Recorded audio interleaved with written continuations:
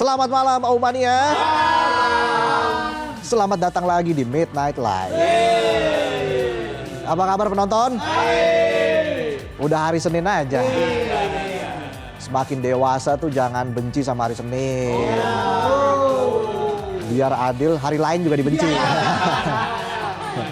Kalau penonton punya masalah, ketawa aja. Kalau nggak bisa menyelesaikan masalah juga, telepon saya.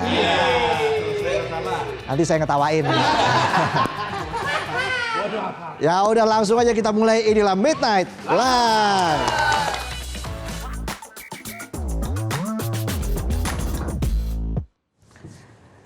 Berita malam ini kita akan bahas soal kasus kekerasan yang bikin emosi dan darah tinggi. Kasus kekerasan yang dialami oleh seorang ibu lanjut usia cuma gara-gara dia coba bicara. Bayangin, orang mau bicara ujung-ujungnya malah dianiaya. Ada juga orang yang bersuara malah mau dimasukin penjara. Siklus macam apa ini?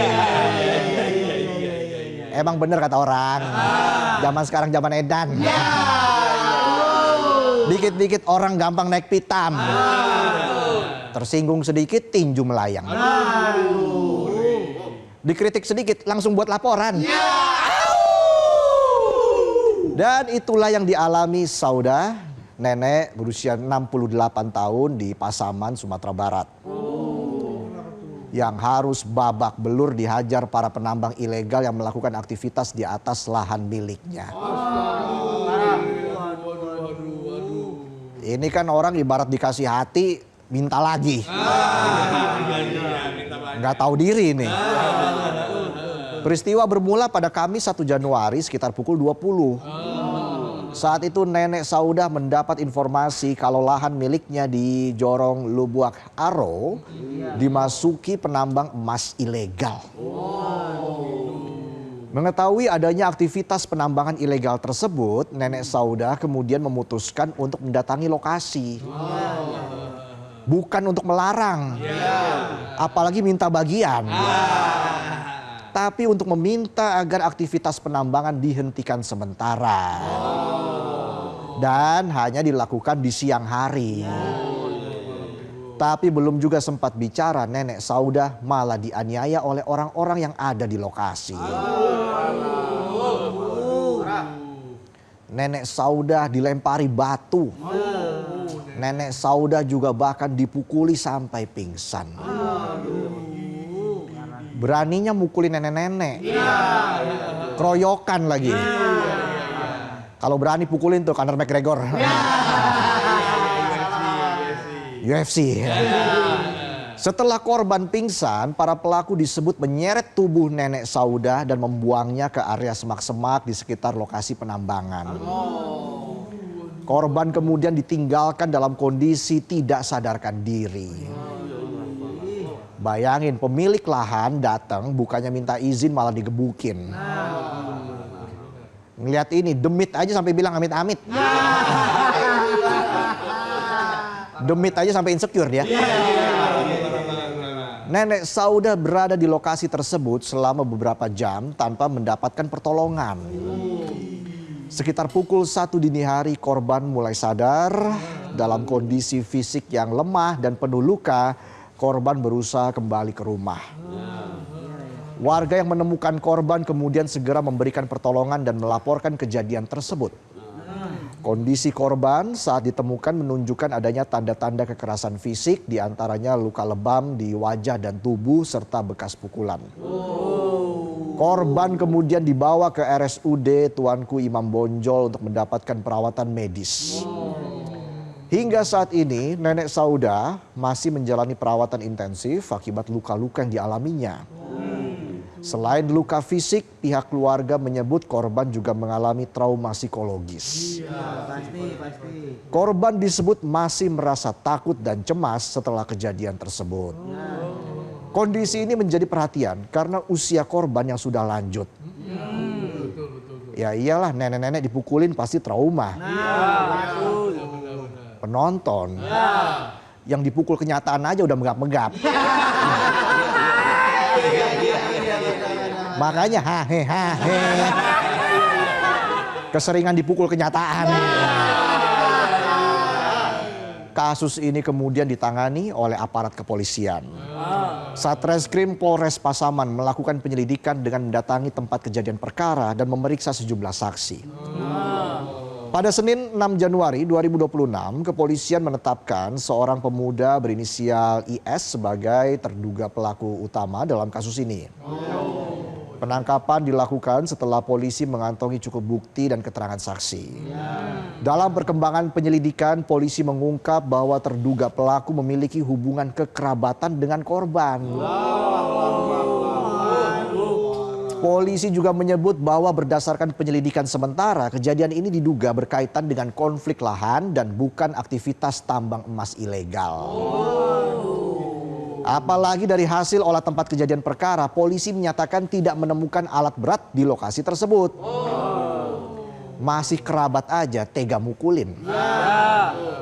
Kalau kerabat kerja yang bertugas dipukulin deadline. Badannya rontok, mentalnya bonyok.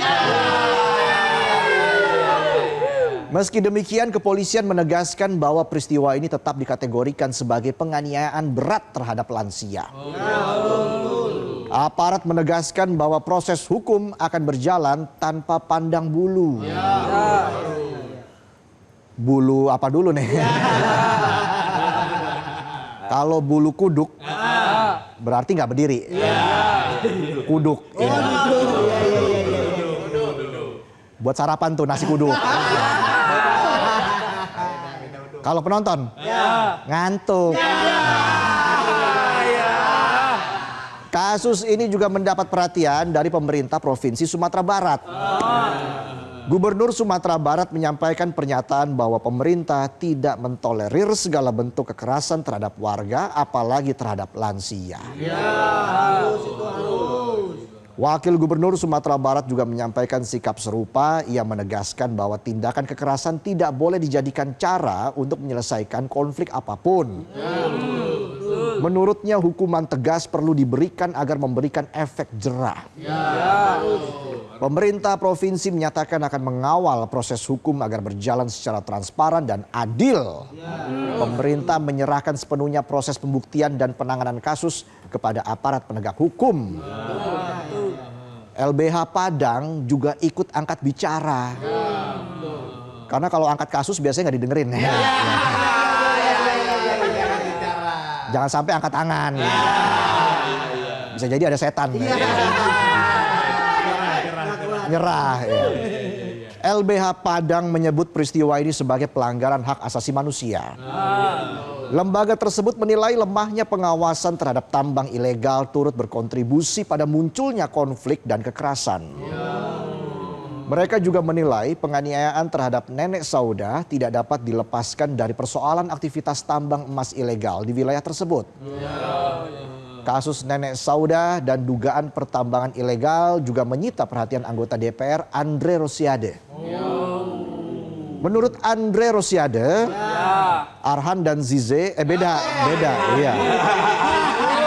Menurut Andre Rosiade, kasus Nenek Sauda adalah puncak gunung es pertambangan ilegal yang terjadi di daerah. Karena kalau puncak pas, jangan pas weekend ke sana.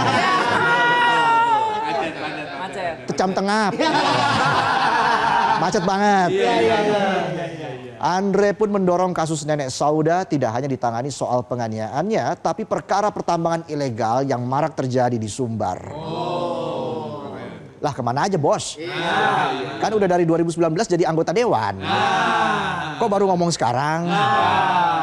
Bareskrim Polri juga turun langsung untuk mengusut kasus dugaan adanya tambang emas ilegal di Sumatera Barat.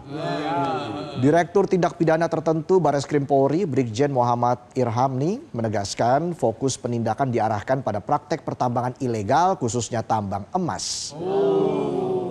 Kasus yang terjadi pada Nenek Sauda ini menambah daftar panjang konflik yang melibatkan persoalan lahan. Kemarin di Surabaya, Nenek Elina diusir terus rumahnya dirobohin. Sekarang nenek Saudah. Lahannya ditambang secara ilegal, orangnya dipukulin secara brutal. Sampai kapan begini terus? Katanya kita negara paling bahagia sedunia. Tapi beritanya lansia disiksa. Di mana letak bahagianya? Bahagia nggak lo dengar berita begini? Kalau lo bahagia, jujur. Menurut keyakinan gua, lo psikopat sih. Pada akhirnya peristiwa yang menimpa nenek Saudah bukan hanya soal satu kasus kekerasan. Tetapi juga menjadi cerminan persoalan yang lebih luas terkait penyelesaian konflik penegakan hukum dan perlindungan terhadap warga negara. Jika tidak ada langkah nyata aparat penegak hukum untuk menuntaskan kasus penganiayaan dan memastikan bahwa praktek pertambangan ilegal benar-benar di bumi hanguskan, maka jangan heran kalau peristiwa serupa rupa-rupa warnanya. Itulah tadi sajian pembuka kami di Midnight Live. Kami akan kembali dengan sejumlah informasi lain. Jadi tetaplah di Midnight Live.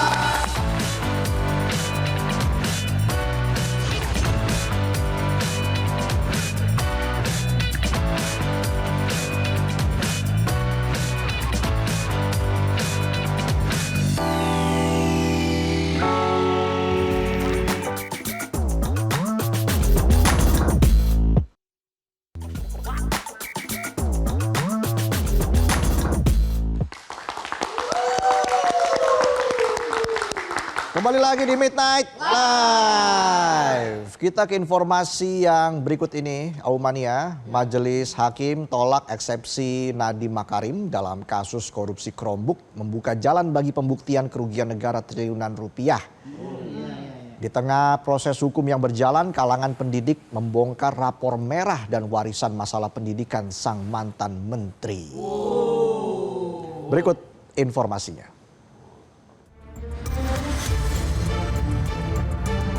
Menyatakan bahwa terhadap eksepsi atau perlawanan terdakwa maupun penasihat hukumnya tidak dapat diterima. Majelis Hakim Pengadilan Tipikor Jakarta resmi menolak eksepsi atau nota keberatan mantan Mendikbudristek Nadiem Makarim dalam kasus dugaan korupsi pengadaan Chromebook. Dalam putusan sela tersebut, Hakim memerintahkan jaksa penuntut umum untuk melanjutkan persidangan ke agenda pembuktian.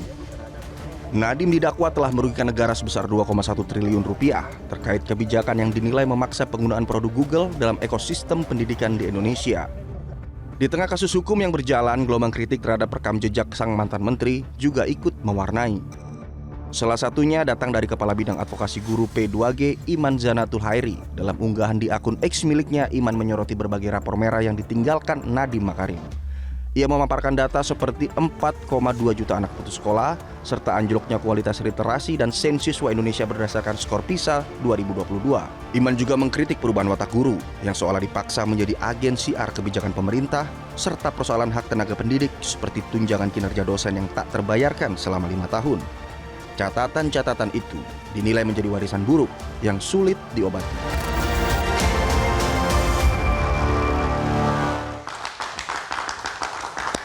Nah, seperti biasa karena ini hari Senin, kita ada berita ringan dari berbagai daerah. Berita-berita tersebut kami rangkum dalam Monday Light News berikut ini.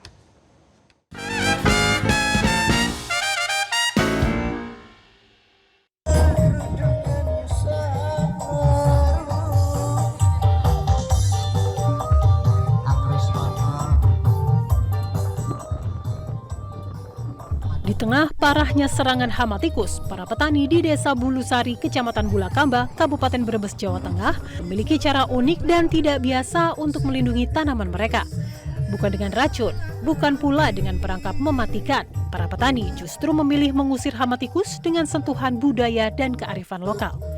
Di desa ini, kesenian tradisional jaran lumping dimanfaatkan sebagai sarana pengusir hama, sekaligus doa bersama agar tanaman padi dan bawang merah terbebas dari gangguan. Sebagaimana diketahui, Kabupaten Brebes merupakan salah satu sentra pertanian nasional, terutama untuk komoditas bawang merah dan padi. Namun setiap musim tanam, serangan hama tikus menjadi ancaman serius karena dapat menyebabkan kerusakan tanaman hingga menurunkan hasil panen. Berangkat dari kekhawatiran itulah, warga dan petani Desa Bulusari menggelar pertunjukan jaran lumping di tengah area persawahan. Dentuman musik khas pesisiran, tabuhan gamelan, serta gerakan energik para penari jaran lumping dipercaya mampu mengusik dan mengusir tikus-tikus dari sarangnya. Pertunjukan tradisional ini pun berlangsung di pematang sawah menjadi tontonan menarik bagi warga sekaligus momen kebersamaan antar petani. Sementara itu, tikus-tikus yang berhasil ditangkap petani tidak langsung dimusnahkan. Hewan pengganggu tanaman tersebut dimasukkan ke dalam kandang, kemudian diarak mengelilingi pematang sawah sebagai simbol pengusiran hama. Setelah itu, tikus-tikus tersebut dibuang ke aliran sungai jauh dari area pertanian. Tradisi jaran lumping menjadi simbol kebersamaan, gotong royong, dan kearifan lokal dalam menjaga alam dan sumber penghidupan. Ritual budaya ini juga menjadi doa dan harapan bersama agar tanaman padi dan bawang merah dapat tumbuh subur, terhindar dari hama, serta menghasilkan panen yang melimpah. Dalam pertunjukan tersebut, warga yang hadir juga berebut hasil bumi seperti padi dan hasil panen sebelumnya. Tradisi ini melambangkan rasa syukur sekaligus harapan agar musim tanam berikutnya terhindar dari gagal panen. Di tengah upaya menjaga ketahanan pangan nasional, tradisi unik petani Desa Bulusari ini menunjukkan bahwa budaya lokal masih menjadi bagian penting dalam dunia pertanian.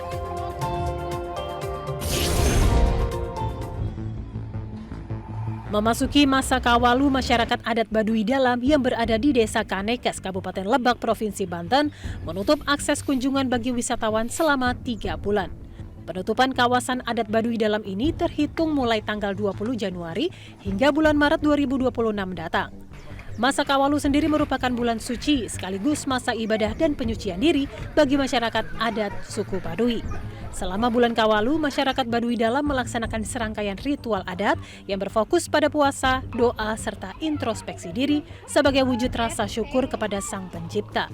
Seiring dengan itu, seluruh aktivitas kunjungan dari luar komunitas dihentikan sementara demi menjaga kesakralan, ketenangan, dan konsentrasi warga adat dalam menjalankan ibadah.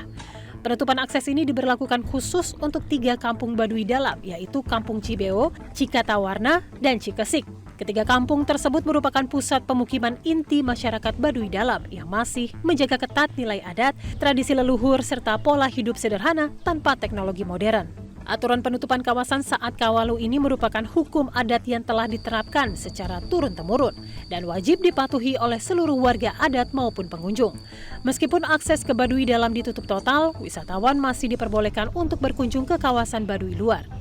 Di Baduy luar, pengunjung tetap dapat menikmati kearifan lokal, budaya tradisional, serta keindahan alam dengan tetap mematuhi aturan dan norma adat setempat. Pemerintah daerah Kabupaten Lebak bersama tokoh adat mengimbau wisatawan untuk menghormati penutupan tersebut sebagai bentuk penghargaan terhadap nilai budaya dan tradisi masyarakat adat Baduy.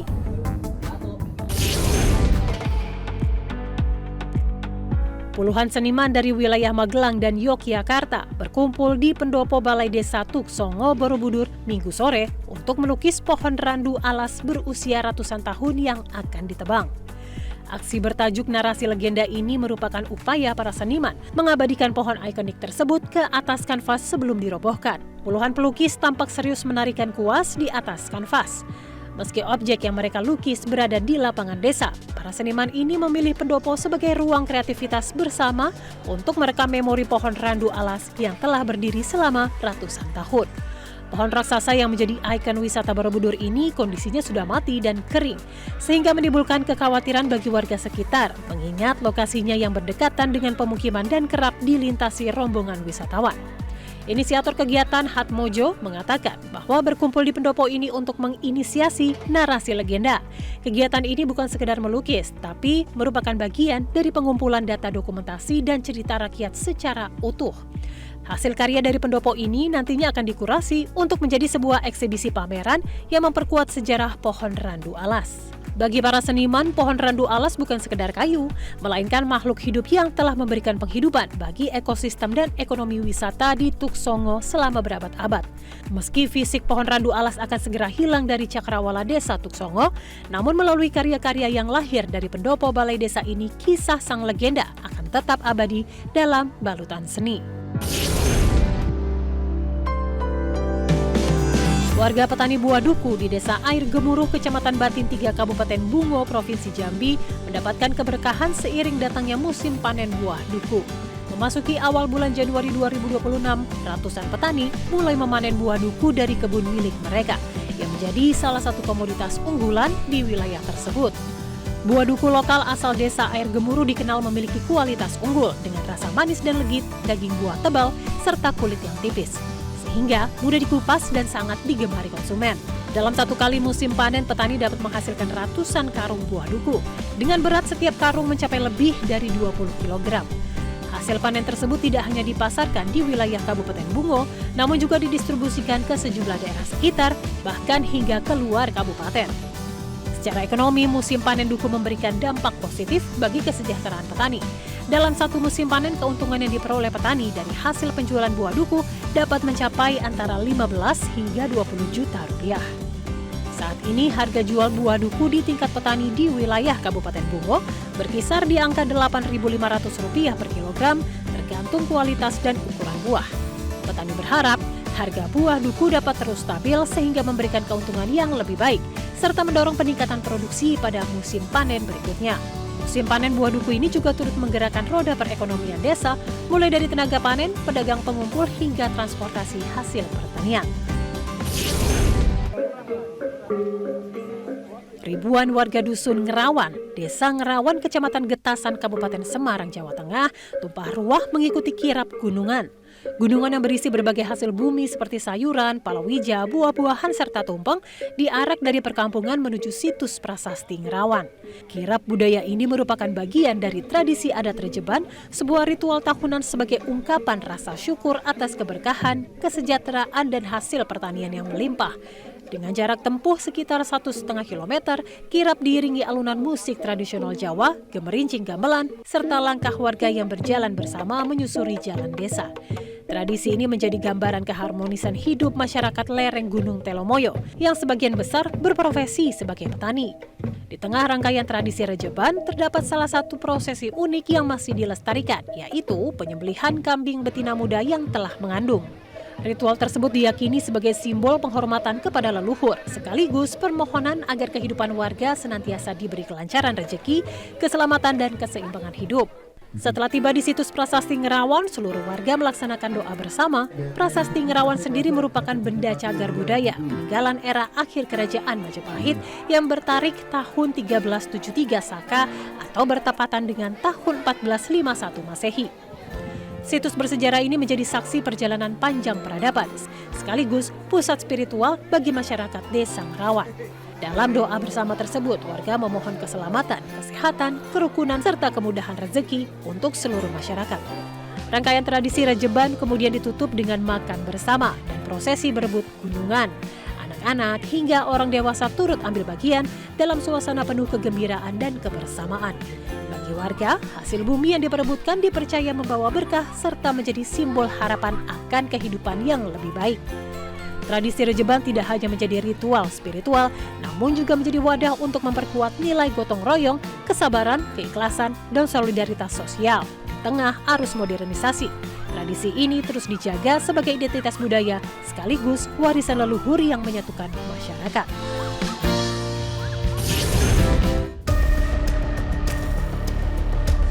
Petugas Damkar Kabupaten Tuban melakukan evakuasi terhadap 9 ekor anakan ular kobra yang masuk ke dalam kamar rumah milik Ariko Hermawan, warga Desa Bekti Harjo, Kecamatan Semanding, Kabupaten Tuban, Jawa Timur. Kejadian berawal saat pemilik rumah merasa curiga setelah melihat pergerakan ular di dalam kamarnya. Setelah didekati, ternyata ular tersebut adalah anakan kobra yang dikenal memiliki bisa mematikan. Menyadari bahaya yang mengancam keselamatan keluarganya, pemilik rumah memilih tidak mengambil resiko dengan menangkap sendiri. Laporan pun segera disampaikan ke petugas Damkar Kabupaten Tuban. Mendapat laporan tersebut, petugas Damkar langsung menuju lokasi dan melakukan penyisiran menyeluruh. Petugas memeriksa setiap sudut kamar dan tumpukan barang yang dicurigai menjadi tempat persembunyian ular berbisa. Dalam proses evakuasi, petugas berhasil menangkap 1 ekor anakan kobra yang bersembunyi di tumpukan material. Namun, saat penyisiran dilanjutkan lebih detail, petugas kembali menemukan 8 ekor anakan kobra lainnya. Total 9 ekor anakan ular kobra berhasil diamankan dari dalam kamar tersebut. Ular-ular ini ditemukan tersebar di tumpukan kain, karung, serta material lain yang ada di dalam ruangan. Petugas damkar mengimbau warga agar selalu waspada dengan kondisi rumah, serta rutin membersihkan dan merapikan barang-barang yang bertumpuk agar tidak menjadi sarang hewan melata berbahaya.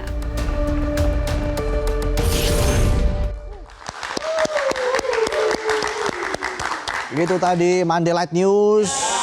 Luar biasa, damkar mengamankan 9 ekor ular ya. Kayak penonton itu ya, ular ya. Hah? Banyak bisanya. Bisa ngedit, bisa begadang, bisa lembur, bisa hahaha.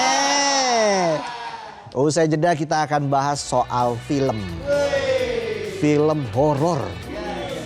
Judulnya Penunggu Rumah Buto Ijo. Kita akan bahas bersama sang aktor, yaitu Gandhi Fernando. Jadi tetaplah di Midnight Live.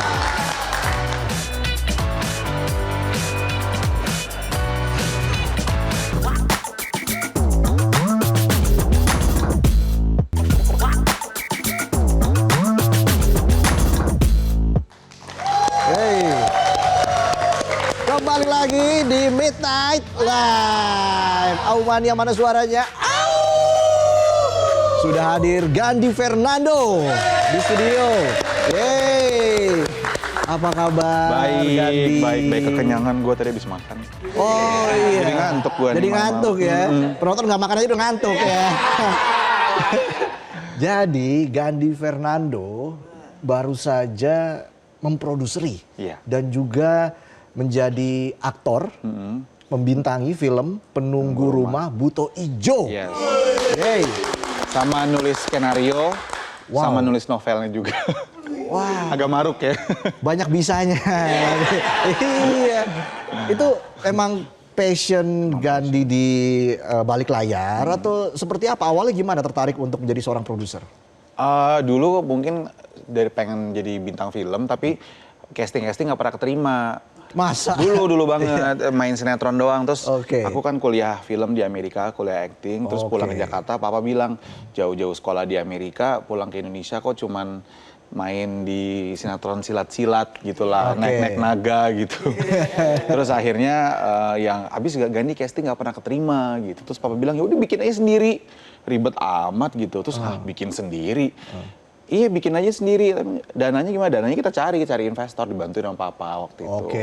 Terus akhirnya semenjak itu jadi mendapatkan petuah dari papa tuh kayak you create your own garden. Don't wait people to bring you flowers, create your own garden. Jangan nunggu orang bawa bola, kita bikin lapangan bola sendiri aja, kita ngajak orang main bola di lapangan kita. Konsepnya jadi seperti itu, makanya ya udah nggak ada yang mau casting gue, ya gue casting diri gue sendiri aja. Iya. Castingnya sama kaca. Jadi gue nulis peran buat gue main gitu. Terus awalnya dikatain banyak orang, ya elah nggak laku lo main sendiri, nulis sendiri, produserin. Tapi lama-lama kesini kayak ya suka-suka gue, duit gue nggak merugikan orang dan gue menciptakan banyak lapangan pekerjaan. Dan gue sering banget memberikan kesempatan kepada sinias-sinias baru, aktor-aktor baru, penulis baru, sutradara baru yang sama belum mendapatkan kesempatan buat gue. Makanya semenjak itu banyak film-film gue tuh terlahir banyak sekali orang-orang yang sekarang ini menjadi orang-orang hebat di industri film. Tapi startnya di gue. Gitu. Ada kepuasan tersendiri ya, menghasilkan aktor-aktor berbakat di Indonesia. Yes, karena mereka biasa kalau main film pertama apa kedua tuh masih sangat lapar, hungry to be the best gitu loh. Kayak memberikan kepercayaan ke sutradara baru, itu mereka kayak do or die kan, kayak kalau gue jelek ya kelar karir gue. Justru kalau misalkan ngasih kerja sama sutradara atau siapapun itu yang memang udah sering banget filmnya, ya acuh tak acuh gitu, kayak ya udah gitu loh. Jadi lo percaya sama kesempatan kedua? Sangat percaya. Percaya dengan memberikan kesempatan kepada orang yang belum mendapatkan spotlight-nya. Nah sekarang terkait dengan film Penunggu Rumah Buto Ijo. Ini kan film horor. Iya. Film keberapa yang Gandhi produseri ini? Ini film ke-11 yang aku produseri dan dari dulu bermimpi sekali untuk bikin film based dari dongeng. gue tuh suka banget sama Tim Burton, film kayak Alice in Wonderland gitu, apa gothic horror gitu. Terus suka banget genre films, dan juga dulu ada novel pas gue masih kecil namanya Goosebumps. Goosebumps, iya, Novel iya. horor anak kan. iya. Terus suka banget dulu pulang sekolah tuh selalu baca di toko buku. And then dari dulu punya ide, aduh pengen banget bikin dongeng dijadikan film tapi di twist yang berbeda. Jangan dibikin dengan versi yang udah orang biasa lihat gitu. Pengennya dengan elemen dan roh ceritanya tapi kita ubah plotnya, bukan ubah plotnya, ubah genrenya. Iya, iya. Nah makanya mendapatkan ide untuk kenapa nggak kita fokus dengan Buto Ijonya sebagai center stage, tapi roh ceritanya masih rohnya Timun Mas. Masih dongeng tentang si Srini, janda satu anak ini yang tidak menepati janji dan didatangi oleh si Buto Ijo ini menagih janji. Iya. Tapi Saya versinya lebih horor. sering sekali denger dongeng soal Buto Ijo waktu kecil kan. Ayo makan yang banyak kalau nggak diculik sama Buto Ijo, ya kan? Yang datang kolor ijo. Ada zaman saya dulu itu. Nah, film ini juga menyentuh fenomena konten uji nyali. Iya. Kenapa Jadi harus menggabungkan. dihubungkan? Jadi ceritanya itu si Srini itu digangguin sama si janda satu anak ini, digangguin sama si Jin Buto Ijo ini. Dia menghubungi si konten kreator uji nyali ini plus sama seorang dukun untuk menangkap si sosok Buto Ijo ini dan mengusirnya dari rumahnya. Nah jadi aku memadukan sesuatu yang memang udah klasik dongeng dan folktale dengan sesuatu yang modern zaman now nih. Iya. Kan banyak banget nih kan konten kreator gitu di mana mereka penelusuran uji nyali. Nah aku ngegabungin dua konsep itu. Hasilnya? Jadi, hasilnya ya aku puas dan klasik cinematography tapi masih semi found footage. Kalau misalkan tahu film Paranormal Activity, Ya. jadi kayak banyak adegan-adegan tuh yang dari CCTV. Betul. Dipadu-padakan sama klasik sinematografi. Oke. Gitu. Jadi meskipun ceritanya itu dongeng rakyat zaman dulu, tapi gimana caranya aku mau modernisasi menjadi buat zaman sekarang. Menarik karena penonton bisa seperti seakan-akan terbawa ke situasi itu Betul. ya. Dan by the way, film ini tuh horor yang sangat amat cocok untuk keluarga.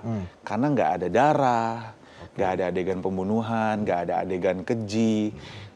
Semuanya tuh dirancang untuk anak-anak bisa nonton. Kayak dulu zaman suka nonton Halloween Town atau film-film dari channel-channel anak tapi agak sedikit serem-serem gitu. Terus darah aku substitusi dengan lendir. Gitu. Jadi ya Jadi kayak ada aroma-aroma Goosebumps-nya ya. iya, memang sangat terinspirasi dengan itu. Oke, Gitu. penasaran kan? Kapan akan rilis? 15 Januari 2026. Dan ini juga salah satu kenapa aku pengen bikin Buto Ijo, karena aku ngerasa hantu-hantu di Indonesia tuh banyak banget. Tapi yang diangkat biasanya kalau nggak pocong, kuntilanak, persantetan, thread viral, pesugihan. Nah ini sesuatu yang udah jelas banget, beda banget karena warnanya aja udah hijau. Kalau biasa film horor kan pasti identik dengan merah atau biru tua yang agak gelap. Nah ini benar-benar memang tone warnanya aja udah beda banget. Betul. Dan aku menggunakan pemain-pemain seperti Selene Evangelista atau Valerie Thomas dan banyak banget pemain baru juga di film ini. Mengarahkan emosi pemain tuh gimana tantangannya dalam film horor? Kalau aku kan di sini aktor ya, bukan sutradaranya. Jadi itu tugas si sutradara. Tapi memang film ini kebanyakan scene-nya aku sama hantu. Aku di rumah sendiri bersama si Buto Ijonya. Jadi banyak interaksi sama beberapa pemain, cuman nggak sebanyak itu. Jadi sebenarnya bagaimana cara aku bermain bersama hantu itu aja sih. Oke. Gitu. Dan jujur aku tuh nggak ada kesulitan sih di film ini karena kan aku konten kreator juga. Jadi bermain sebagai konten kreator tuh ya sebenarnya agak-agak kayak jadi diri sendiri juga sih. Iya, iya. Cuma versinya dihantuin. Jadi nggak ada tantangan yang berarti buat Gandhi? Nggak ada sih. Aku memang bener-bener pengen bikin film yang sangat simple, ceritanya itu nggak neko-neko. Tentang seorang ibu dan anak yang dihantui sama jin ini, didatangi sama si karakter aku dan juga si karakter dukun untuk membersihkan semuanya, dan ternyata di ending ada plot twist yang mostly sekarang belum bertemu dengan siapapun yang bisa menebak plot twistnya. Oke. Jadi udah ada screening nih dari tanggal 2, dari tanggal 8, 10, 11 sama gala premier. Itu semua yang udah nonton itu bener-bener shock sama ending filmnya. Endingnya plot twist Bener, tadi ya. Bener. 3 hari jelang rilis gitu ya. Gimana perasaannya? Deg-degan sih karena kan sekarang film Indonesia banyak banget. Iya. Setiap minggu bisa ada 4-5 film yang baru, belum ditambah film baratnya. Jadi layar pasti kan semua bertabrakan ya gitu. Dan layarku juga nggak terlalu banyak buat film ini. Tapi hopefully dengan layar-layar yang ada penonton bisa maksimal, okupansi rate-nya bisa gede. Dan filmnya jadi bisa bertahan lama di bioskop. Amin ya. Kamu juga pernah menimba ilmu film di Amerika, perbedaan film horor di Amerika dan Indonesia tuh apa yang paling Budgetnya. signifikan? Budgetnya. Ya. Kalau di Amerika ratusan miliar, kalau di Iya. sini ya di bawah 10 M biasanya. Jadi budget sangat menentukan ya. Sangat, tapi aku kan tinggal di Thailand juga, jadi bolak-balik Jakarta Bangkok. Dan setiap kali aku pergi ke Thailand, apa aku pergi kemana ke luar negeri, itu bertemu dengan orang-orang yang sangat mencintai film Indonesia. Aku pernah waktu itu pergi ke UK dan bersama konten-konten kreator dari berbagai negara untuk sebuah event dan ketemu sama Indonesian horror, so good, so scary gitu. Bahkan buyer film dari dunia tuh maunya beli film Indonesia. Kalau horor. Jadi kalau misalkan di India tuh apa sih mesinnya? Bollywood, musikal. Kalau di Jepang itu anime. Kalau misalkan di China itu film-film martial arts-nya. Kalau Korea, drama Korea. Kalau di Indonesia, horor sebenarnya. Itu sebenarnya tuh devisa yang besar buat negara ini. Karena film horor Indonesia tuh berhasil menembus banyak jejaringan bioskop di seluruh dunia, khususnya di Asia. Apalagi yang perlu dikembangkan dari film horor Indonesia? Didukung sama pemerintah sih, menurut aku tuh suatu yang bisa menjadi penghasilan yang sangat besar. Karena ya di Thailand aja, film-film tersukses Indonesia yang main di bioskop Thailand itu adalah film-film horor Indonesia. Di Malaysia juga, film-film nomor satunya mereka tuh semua horor. Indonesia pula, bahkan melebihi film-film Malaysianya juga. Gitu. Jadi sebenarnya kalau misalkan industri ini dikembangkan, didorong, ini bisa menciptakan banyak sekali lapangan pekerjaan dan juga jendela pariwisata buat Indonesia sebenarnya. Amin ya. Wah, ternyata memang film horor kita sangat digemari. Di luar negeri. Di luar negeri. Cuma kan kalau di Indonesia kadang-kadang suka denial gitu loh. Kenapa sih Indonesia horor mulu? Kayak nggak ada ide lain aja. Hey, horor Indonesia tuh dibeli di luar negeri.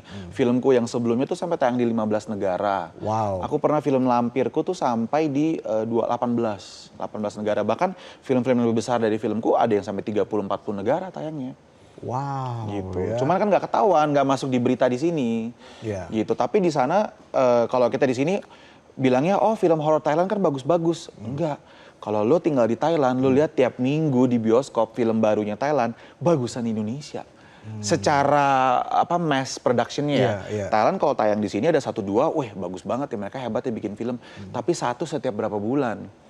Kalau kita setiap minggu ada dan lebih dari satu.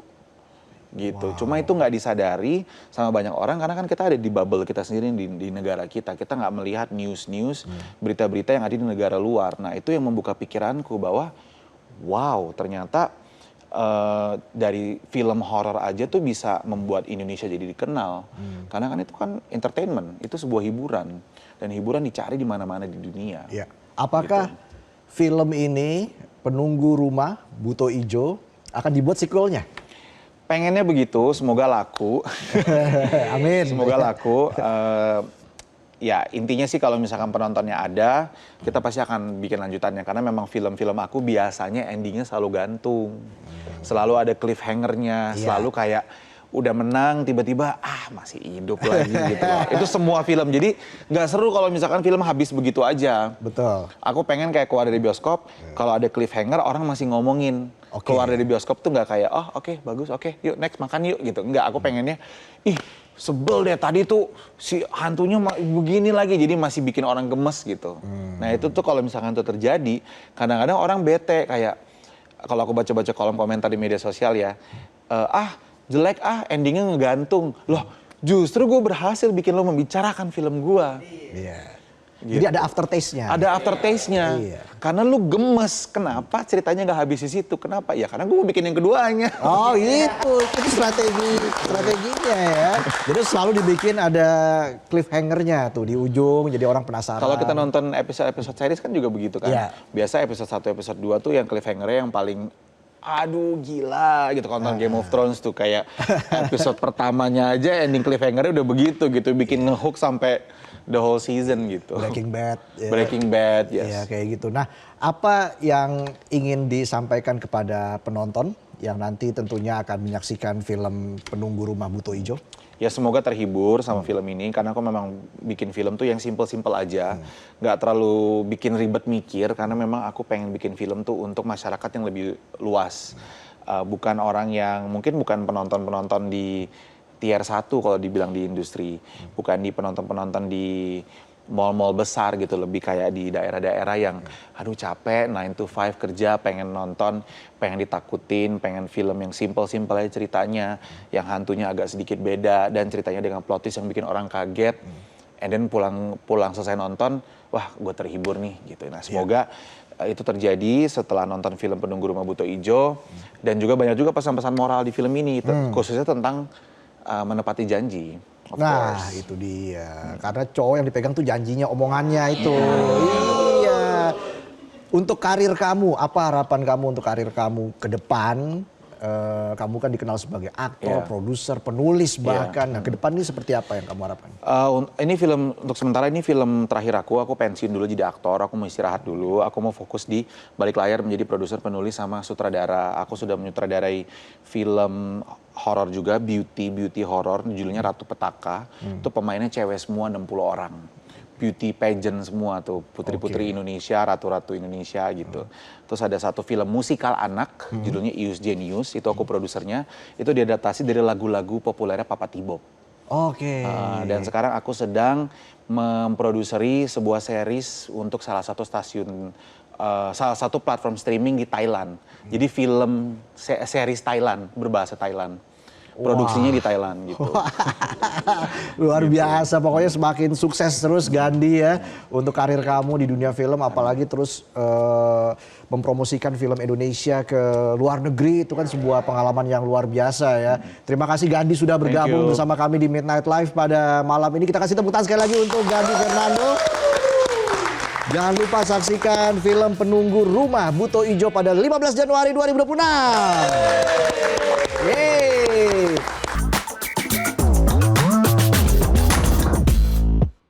Jelajahi cara baru mendapatkan informasi. Download Metro TV Extend sekarang.